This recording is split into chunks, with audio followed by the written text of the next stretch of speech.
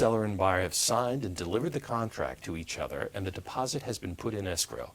The process continues. So once the contract is fully executed, and if the buyer side is financing, the buyer would officially submit their loan application with the lender.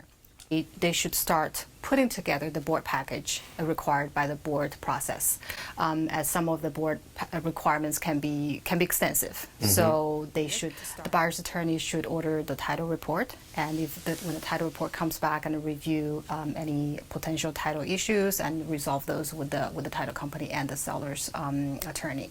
On the seller side, if we're talking about a co-op, and if the seller has a current loan, then the seller attorney needs to order the seller's collateral documents, or order a payoff with the payoff attorney. Once the buyer has the loan commitment letter, the buyer usually has 3 to 5 business days to submit the board package.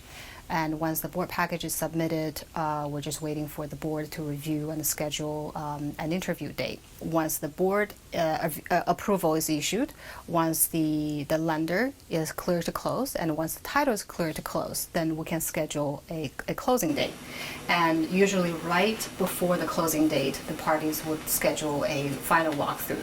That's just to make sure, the property is still in the condition that's required by the contract.